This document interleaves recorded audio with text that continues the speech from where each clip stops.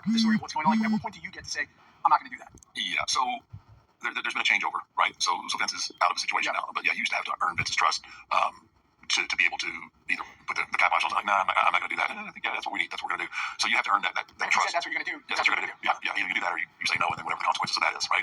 So yeah, with Vince, once he trusts you and understands that you understand the vision, then he was much more, he was much more receptive to your input. I'm not around as much, but from the general consensus that I get from what's going on now, Triple H Paul, he's more receptive to input from the talent and their perspective on things.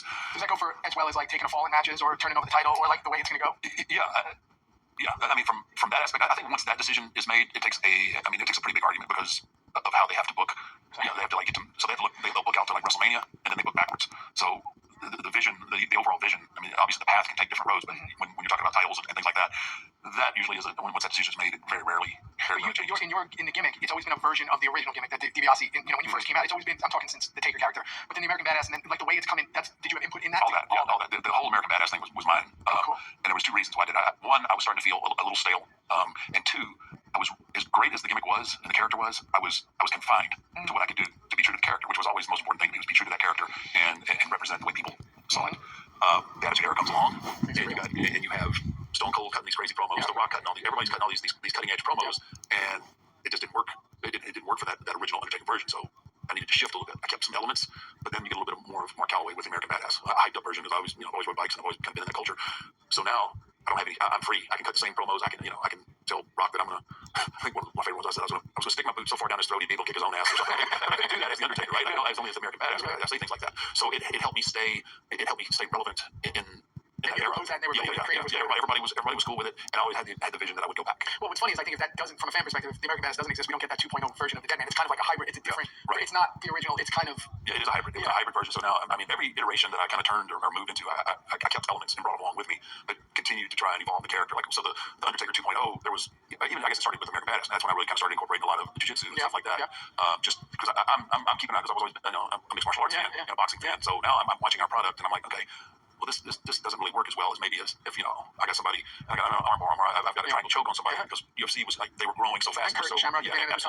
Right. So it just made sense. And then now you go back and I've still got all the dark, sinister characteristics, but I'm able to incorporate a different kind of style, and it was just able to continue to evolve it because wrestling fans can get real flavor of the week. I know. I was one of them. I could see once you turn one thing, it becomes like dire for something. You're like, wait, I don't understand what's happening here. Yeah. And that's the thing with like the last ride, and like there were certain things that started to get like you would amplify certain things, like the tombstone was amplified, the walking on the ropes kind of became a thing. You're amplifying, but you seeing what works or what your body can do, and then getting rid of certain things. Well, at the end, yeah, it was like I was piecemealing what I could physically do. Like my mind's eye could see, and my heart could see, but my body was just rapid. There was just like no way that I could. And I was trying to give everything that I had. I didn't want to mail anything in, but I had to figure out what I could do and do well. And you're right, like there's just certain things that I had to cut out just because I didn't do it well enough. It's like young guys who put up these crazy finishers. It's like, are you gonna be able to do that finisher in 10 years? Yeah, no, exactly. That's a long 30-year career. I will tell you, like when I was in WCW, Jody Hamilton, he was, he kind of. He ran what we call the gorilla position right there before we go out, and that's back when I would walk down the ropes. I would tight rope, and then I'd jump off. and drop the savage elbow off the rope. And I remember coming back once and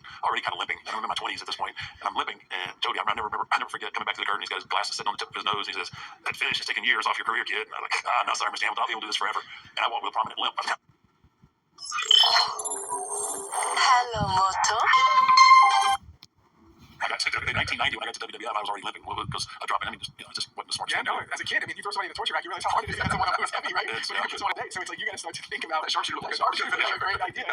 Even the stunner, I guess you're hitting on the backbone, but it's like you start to. I would imagine when you're filled with piss and vinegar, you're not thinking any of that. You don't think down the road. You live in the moment. Even your tombstone. I mean, do you feel like you'd have 2 new knees if that was not your? Probably not. I'd probably still have my original knees. Just from dropping all in that weight. Yeah, I mean, Mark Henry was he was a load, man. He's a big muscle. He was 400 pounds when I tombstoned him, and that was.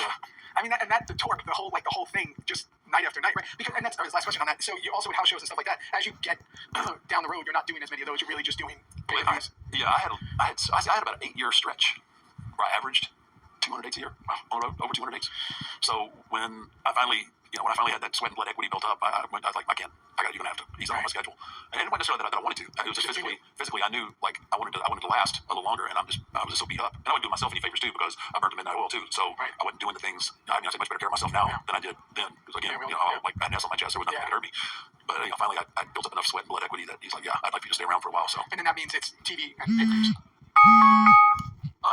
TVs and pay-per-views I did that for a short period of time, but even Vince came to me. It was like, I need you on some of these house shows. I was like, I'm not, you know what? And then once it went international, that's also a major toll. Yeah, the international tours. Yeah, because it was a whole other. Yeah, oh yeah. We go 17 days. We go 17 days in a row. Different city, different country every day. It was crazy, the workload there. And because even UFC, like they're booking in certain territories, it's usually all the fighters in that area. It's very rare that a person will fly over. Some do, but it's rare. I mean, you think about going in Saudi Arabia is a whole other beast now because of the time that you guys are actually wrestling, and there's the heat and it's outside and everything. Travel and all that. Yeah, I mean the time zones and just everything's so much different. And I just feel like Saudi, especially, the schedules now are so much better, which I'm glad because it's going to keep the athletes, it's going to keep them healthier and more motivated and more because it isn't that kind of workload. I'm sure they feel like they're pretty slammed, but it's not anything compared to what it used to be. And the way we did it, I mean, it wasn't smart the way they booked us. It was just a cattle drive, and we had so many injuries, and then two, we didn't have the medical staff and all of that either. I mean, everything has evolved to where it is now for a reason.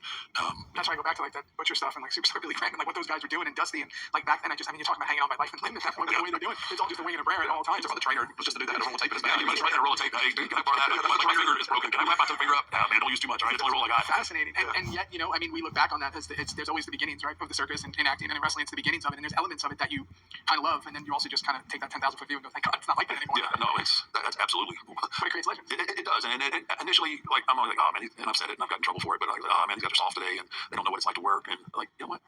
It's good. It is good because it's better. They're smarter. They take better care of themselves. They're treated better. Yeah. So the fact that I was in that era that kind of laid the groundwork for where they're at now it's another rewarding aspect of my career because these guys are treated really well now, and they're treated just like NFL players in Major League Baseball and NBA. It's not the sideshow. Well, it's like a connector to that old, like that style, the old world style of the territory days, and like the way it was run, and the certain competition, the way the wrestling business was kind of how it became to what it is now. There's very few that have seen both, if any, and been really part of, and be at the top of the game the entire time. Yeah, all the way across the board. That's the big difference. I mean, this is just me telling you, which is so crazy. I can't think of anyone, and I don't think there is anyone that's been at the absolute top the whole time. From once that character came, it was from then on in, and that's such a rarity to do that in anything. Because what I preach to every young actor that I try to mentor and help is like stamina, not just in your life, but stamina in your career. You have to be ready to go. This is a long game. This is why you can never get too high and never get too low, because it's a long game. And I think that very few have done that in the business where they just last at the top for so long, and that's major accomplishment. Patience. I consider myself very blessed, and I can only imagine if I had taken care of myself. I still may be working. I don't know. A little less partying and a little less tombstones. I still might be going. No, but they wouldn't be what it was. The stories would be as fun. No, so, well, yeah, I don't have anything to talk about. Godfather would be your best friend. No. I know so little about the actual wrestling. It's stories that are people go back and watch the wrestling. It's here for the others. They're here for the stuff.